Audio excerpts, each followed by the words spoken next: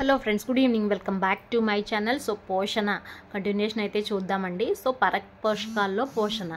So ఏ జీవులు అయితే స్వయంగా ఆహారం తయారు చేసుకోవో అటువంటి జీవుల్ని పరపోషకాలు అంటారు. సో పరపోషకాలకి ఎగ్జాంపుల్గా మనం ఈస్ట్లు, కుక్క గొడుగులు, రొట్టె బూజలు, సో వీటన్నిటిని తీసుకోవచ్చు. ఇవి ఏం చేస్తాయి? ఆహారాన్ని చిన్న చిన్న అణువులుగా విడగొట్టి శోషిస్తాయి. సో ఇటువంటి జీవుల్ని పూతికాహారులు అంటారు. ఇంకా కొన్ని జీవులైతే అద్వేహి జీవిపై ఆధారపడతాయి, కానీ దానికి ఎటువంటి నష్టాన్ని కలిగించవు. ఎగ్జాంపుల్ పేను, జలగ, కస్క్యుట, అలాగే బద్దె పురుగు మొదలైన జీవులు పరాన్న పోషణను అందిస్తాయి. సో మరికొన్ని జీవులు ఆహారం మొత్తాన్ని లోనికి తీసుకుంటాయి. దీన్నే ఏమంటారంటే అంతర్గ్రహణము అని అంటారు. సో ఆహారం తీసుకునే విధానం ఒక జీవి నుండి వేరొక జీవికి వేరువేరుగా ఉంటుంది. అలాగే జీర్ణ వ్యవస్థలు కూడా. సో ఫర్ ఎగ్జాంపుల్ ఏకకణ జీవినైన అమీబాను తీసుకుంటే అది ఆహారం శరీర ఉపరితలం నుండి మిథ్యాపాదాలు మిథ్యాపాదాల ద్వారా తీసుకుంటుంది. ఈ మిథ్యాపాదాలను ఏం చేస్తుంది? ఆహారం చుట్టూ వ్యాపింపచేసి ఒక ఆహార రిక్తికను ఫామ్ చేస్తుంది. సో ఈ ఆహార రిక్తిక సంక్లిష్ట ఆహార పదార్థాలను సరళ పదార్థాలుగా విడగొట్టి తన యొక్క కణద్రవ్యంలోకి శోషించుకుంటుంది. సో ఏవైతే వ్యర్థ పదార్థాలు ఉంటాయో వాటిని శరీర ఉపరితలం చేరి అక్కడి నుండి విసర్జించడం అనేది జరుగుతుంది. ఇక పారమీషియం కూడా ఒక ప్రత్యేక స్థానం నుండి ఆహారాన్ని గ్రహిస్తుంది. అదే సైటోక్రోమ్ అండి, కణముఖం. దీని శరీరం అంతా శైలికలు కూడా ఉంటాయి. పారమీషియం ఇది కూడా ఏకకణ జీవేనండి. సో ఒక్కొక్క జీవులో ఒక్కొక్క రకంలా ఉంటుంది. ఇక నెక్స్ట్ కస్క్యుటాలో పరాన్నజీవ పోషణ. సో కస్క్యుటాలో పరాన్నజీవ పోషణ చూస్తే బంగారు తీగ కస్క్యుట, ఇది ప్రజాతి. ఇది ఏ ప్రజాతికి చెందిందంటే కస్క్యుట. ఇది కన్వాల్యులేసి కుటుంబానికి చెందింది.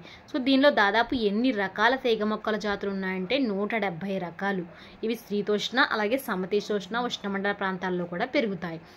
సో బంగారు తీగ, దీనికి ఇంకొక పేరేంటి? డాడర్. ఈ మొక్కలో ఏముండదు? పత్రహరితమని ఉండదు, కానీ కస్క్యుటా రిఫ్లెక్సాలో కొద్ది మొత్తంలో పత్రహరితం ఉంటుంది.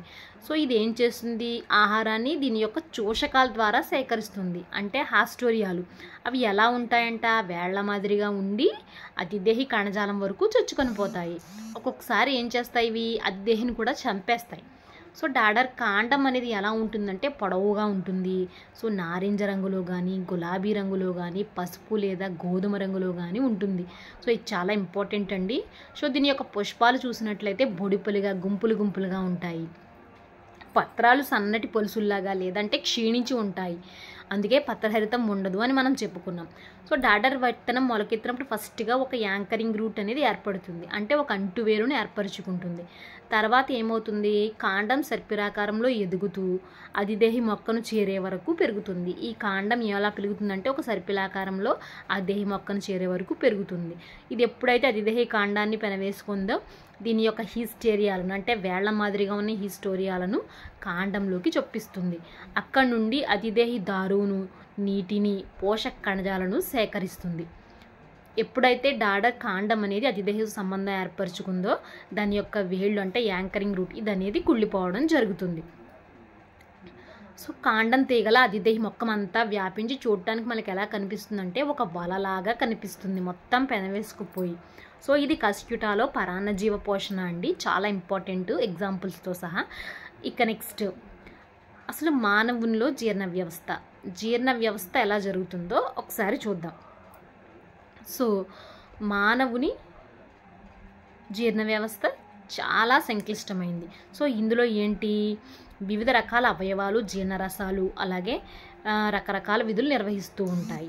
సో జీర్ణ వ్యవస్థ చూసేటప్పటికి ఇది ఆహార వాహికతో ప్రారంభమై పాయువుతో అంతమవుతుంది. నోటి నుండి ప్రారంభమై పాయువు వరకు వ్యాపించి ఉంటుంది. సో మనం తీసుకున్న ఆహారం, ఒక్కొక్క జీవి ఒక రకమైన ఆహారాన్ని తీసుకుంటుంది. ఏ ఆహారం తీసుకున్నప్పటికీ అదంతా కూడా ఒకే జీర్ణనాళం ద్వారా పంపబడతాయి. మనం ఆహారం తీసుకునే విధానాన్ని ఏమని పిలుస్తారంట? అంతర్గ్రహణము, ఇంజెషన్. చాలా ఇంపార్టెంట్ అండి, ఇంజెషన్ అని పిలుస్తారు. సో ఇది మన శరీరం గ్రహించడానికి వీలుగా చిన్న చిన్న అణువులుగా మార్చబడుతుంది. సో ఇలా మార్చడంలోనే అనేక రకాల చర్యలు అయితే జరుగుతాయి. ఇక ఆహార నాళం గుండా ఆహారం ఎలా వెళ్తుందో ఒకసారి చూద్దాం. సో మనం తీసుకున్న ఆహారం అనేది ముందు మన దంతాల సహాయంతో చిన్న చిన్న ముక్కలుగా చేయబడుతుంది. చేయబడిన తర్వాత ఇది మన యొక్క నోటి లాలాజలంతో కలుస్తుంది. ఎప్పుడైతే లాలాజలంతో కలిసిందో ఒక మెత్తటి తడిగా జారుడు స్వభావం గల ముద్దగా మారుతుంది. సో దీన్ని ఏమని పిలుస్తారంటే బోలస్. బోలస్ అని పిలుస్తారు. సో ఈ నేచర్ ఎందుకంటే ఇది ఆహారవాయు గుండా జీర్ణాశయంలో వెళ్ళటానికి చాలా బాగుంటుంది ఆ నేచర్లో ఉంటే. అందుకని ఇది ఒక ముద్ద ఆహారనాళం గుండా జీర్ణాశయంలో ప్రవేశిస్తుంది. మనకు ఆస్టికుహరంలో చూస్తే మొత్తం 3 జతల లాలాజల గ్రంథులు అయితే ఉంటాయండి.